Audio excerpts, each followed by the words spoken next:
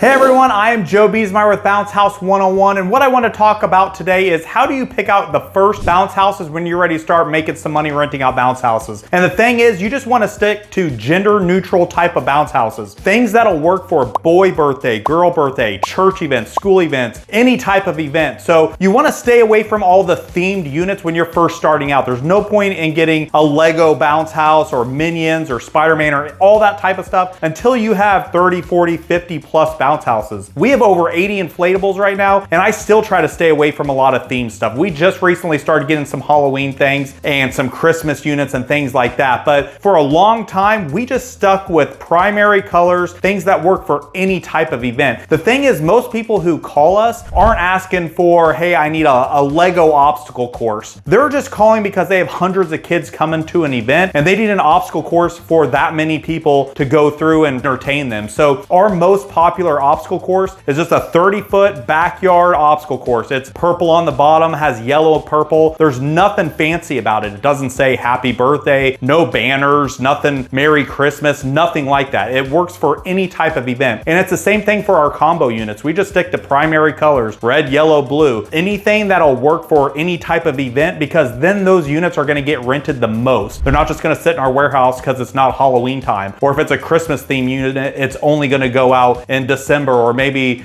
Christmas in July, that type of thing. So we're just sticking to basic colored bounce houses when we're starting out. We're gonna try to rent them out as much as possible, and that's how we're gonna do it. There's a lot of other things we're gonna look at, so let's dig into it. So when you're ready to start making your purchase for your first equipment, the best place to start is by doing market research. You wanna look at all your competition within an hour of where you're located. You wanna look at their websites, their social media, anything that they have where they're posting pictures and pricing of what they're offering, and also pay attention to how far they're willing to travel. These are all things that are gonna help you out when you're ready to start purchasing your own equipment. So if all your competition has things in common, that's kind of what you're looking for. If there's several competitors in your area that only have like 2 square bounce houses, but 10 to 12 combos, there's a reason why they do it that way, because probably your market's not having a high interest in those square bounce houses. Maybe a lot of people are calling and asking for combo units, so that's a direction you need to look at. Also pay attention to their obstacle courses. Do they have a lot of smaller 30-foot or 40-foot obstacle courses, or do they offer 80-foot or 100-foot obstacle courses? The other thing is we have an 80-foot obstacle course that has a 19-foot tall slide. So look at your competitors. What are they currently offering? And there's a reason they're doing it that way. If they were getting a ton of calls for Lego or Spider-Man or Mickey Mouse, there's a reason why they don't have that. If they were getting those requests, they would be purchasing those things, and they're not. So if they're just sticking basic primary color items, that's probably what you should be looking at too. If they only have a few square bounce houses, that doesn't mean you should go and buy 20 square bounce houses. There's probably a reason, and that's that the market's not really asking for that. So the best thing to do is start with what your competitors, don't buy the exact same units, but something similar styles and models and things like that, and start with that and then see what works for you. So after a year or two, kind of see what's been getting requested the most, what is the most profitable items that you have in your inventory, and then start buying 2, 3, 4 of those things. There's no need to reinvent the wheel here. No need to get super creative on getting different types of themed units. Just look at what your competitors have, start getting similar units and similar quantities of that. Then when you start renting it out, see what's working and start doubling down. That's how we got started. The next thing you want to look at when you're ready to start purchasing your first equipment is what type of bounce houses can get rented the most. What has the best potential for making you money? And square bounce houses are great. They get rented a lot in the springtime, then also in the fall for fall festivals, Halloween events, things like that. But the biggest bang for your buck is going to be combo units. And the reason that is because they can get rented wet or dry. So they have the ability to make the most amount of money year long. So in the fall and spring, they go out as dry units. Then when it starts warming up over the summer, you hook up your water hose, you charge a little bit more money for that because it's a wet unit, and they go out all summer long also. And then in the fall time, maybe it's cooling off outside and it's not getting rented wet. So then it goes back out for Halloween events and just as a dry unit. And that has the most potential to make you the most amount of money. So don't look at just getting items that only get rented a few times each year. We ended up getting a pumpkin bounce house and it does great in the fall, but guess what? It does not get rented at all over the summer and it doesn't go out in the springtime. So it only gets rented a couple months out of the entire year. But the items that get rented the most are the ones that can go out the most throughout the year. So anything that can get rented as a wet or dry unit has the potential to be the most profitable units that you have. Also, don't count out water slides. So if they're not 22 foot or 27 or 30 foot water slides, if they're a little bit shorter, like 15 foot slides and 16 foot slides, those make us a ton of money too. They don't go out to the older groups, the older crowds, but they do go inside elementary schools a lot at the end of school years. We'll put them inside a gymnasium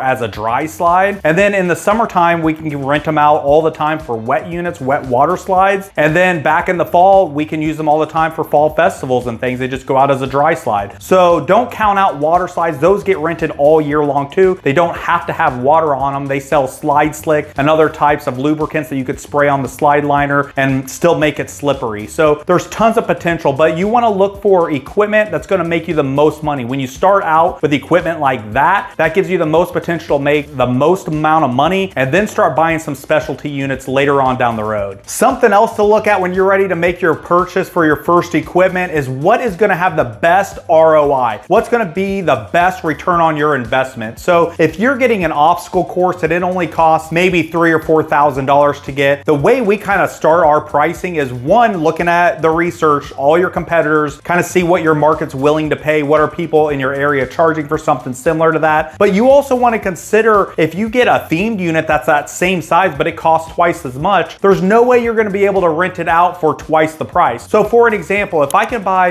a 30-foot obstacle course and it costs $3,000, and say I want to charge 10%, so $300 to rent that item. After 10 rentals, it's paid for itself. But what if I got a 30-foot obstacle course and it costs $6,000 because it's themed? It's a Spider-Man obstacle course or a spooky Halloween obstacle course. There's no way I'm going to be able to rent that out for twice the price, or be able to rent it out year long at that higher price. Maybe around the holiday seasons, around Thanksgiving time, I can mark up those holiday seasonal type of bounce houses and make more money, and that's fine. We do that with 4th of July. But for the majority of the year, we're not going to be able to do that. Or if we did do that, people aren't willing to pay those prices. So the thing to look at is what's going to be the biggest bang for your buck. How are you going to get a higher return on your investment? And odds are it's just going to be a basic, plain, red, yellow, blue, just an ordinary bounce house, a square bounce house, a combo unit, or an obstacle course, nothing fancy. And that's going to be the biggest return on your investment, because those plain type of units are not going to be very expensive for you to purchase. You're going to be paying more money for those themed units just because they look better. They might have items on the units such as a ghost or a pumpkin or things like that, or a zombie, something that kind of stands out and is definitely a showstopper. They look amazing. But the thing is, you got to think of return on investment. Where are you going to get the biggest bang for your buck? And it's going to be just getting those ordinary units, renting them out as much as possible. So always consider your return on investment. The higher price fancy units is not always the best investment. When you're ready to make your purchase for your first equipment, another huge factor you have to consider is the size of the equipment, the weight, how big it is, because you have to move this equipment somehow, some way. So if you're getting a huge 22 foot or 30 foot dual lane water slide that goes into a slip and slide and all this crazy stuff, you have to make sure you're able to move these items. So you might have it in your budget to go and splurge on some giant water slide, and it's probably going to make you a ton of money because you can charge a lot more money for it. It's going to go out to these big events and huge 4th of July events. You're going to make money on it. But if you have no way of moving that equipment, you have no business even looking at that. You should definitely stick to some maybe single lane 18 foot or 16 foot. We started with a 15 foot water slide just to start out, just to get our feet wet, just to put it out in the market to get some customers that are interested in these items. And then each year we would progressively get more and more bigger water slides that we could offer these customers. So you don't always want to start with these giant showstoppers of bounce houses and water slides. Sometimes the better idea is to start with the smaller ones, start making some money, and then start upgrading. So you have to have a means of moving this equipment around. So you need a truck, you need a trailer. If you have an SUV, you need to be able to hook up a trailer. Do you have a dolly in order to get this equipment on and off your trailer? You need to have all the tools in order to make this whole thing function. So when you're buying your first bounce house, you need to make sure, are you even physically able to move these bounce houses? Do you need to hire some help? These are all huge factors that you have to consider. You don't want to just start off with huge obstacle courses and not have enough people to come help you pick these up. You've got to set them up to clean them and roll them up and get them back in your shop for storage. And then over the winter months, you need to inspect them and make sure they're set up to sit all winter long. You need help and the equipment and people and all these things factored in there to make sure that you're able to move this equipment, take care of the equipment, and continue to protect your investment. The next thing you want to consider when you're ready to start purchasing your first equipment is that you're getting good quality commercial bounce houses. You don't want to just go on Google and find some great package deal from some random manufacturer. You want to stick with good commercial manufacturers that have a good reputation. Some of the best manufacturers that I've personally bought from are Happy Jump, Ninja Jump, Easy Inflatables, Leisure Activities. These are great companies that have been around many years and have a great reputation for great customer service and great products. So start with a good manufacturer that has good commercial quality bounce houses. You want to start there, and you want to make sure you're not getting residential units. You want to get good commercial equipment to start with, and that's how you're going to make the most money, because this equipment's going to last a long time. We have some Ninja Jump units that are going on 10 years now and have no repairs at all. The last thing you want to do is get a bunch of used equipment that you have no idea what you're even looking for, and you find out there's tons of repairs. You flip the bounce house over and there's cuts everywhere. Maybe some of the pop-up obstacle courses are ripping out and need stitching and patches and all this type of stuff. So know what you're getting into. Get some good quality commercial inflatables to start off with. The other thing to consider is your budget. So if you have $10,000 to spend to get this investment up and going to start making money, you can't spend all that $10,000 on just getting bounce houses. You got to get your bounce houses, but you also need to check to see, do they come with a blower? If not, you need to start purchasing blowers for these bounce houses. You need to make sure you have enough blowers in case all of your bounce houses get rented. You can't just have 5 bounce houses and 3 blowers. If they all get rented, you don't have enough blowers to get them all set up. The other thing is extension cords. None of them are going to come with extension cords, so you need to get good heavy duty extension cords. And then you also need to make sure they have stakes. Some manufacturers provide the stakes with the units, but you need to ask the manufacturer, because if not, you need to buy them. Also sandbags. So all of these things you need to make sure you have in your budget to get. The other big one is going to be dollies. You might have a dolly. You might be able to get away with like a Harbor Freight dolly or something from Lowe's or Home Depot for a while, but eventually you're going to want to spend some money on a good dolly that can help you get these bounce houses from point A to point B. So make sure you have it in your budget to get all these other accessories. Make sure you're getting good quality bounce houses. This is how you're going to make money and continue to make money down the road. So in conclusion, when you're ready to make your first purchase to get your first set of equipment, the first thing you got to do is look at your market research. Look at all the competitors that are willing to come to your area and set up bounce houses. How far are they willing to travel? What do they have to offer? How much are they charging for those bounce houses? Do your research and then reach out to a commercial grade manufacturer that has a good reputation for customer service and high grade quality inflatables. So your Happy Jumps, your Ninja Jumps, all those guys, and get good commercial quality bounce houses. Make sure you've got all the accessories. And then you've also got to make sure you're getting units that'll work all year long. So from springtime all the way into the winter, things that you can rent out. Nothing fancy, nothing crazy. The idea is you don't have to have this set up perfectly. You just need to get set up and going, figure out what's working, kind of get your feet wet, and then ends up working the best for you, what's making the most money for you. Start buying 2, 3, 4, 5 of those things and really start making money and turning this into a legit business. If this is stuff that you're interested in and you want to learn more, check out bouncehouse101.com. You can click the contact me tab, set up a coaching call with me, or you can join a mastermind group. We start mastermind groups all the time where we get together and kind of discuss different strategies such as lead generation, marketing, and sales, all that kind of stuff. So check out bouncehouse101.com. I can't wait to hear from you.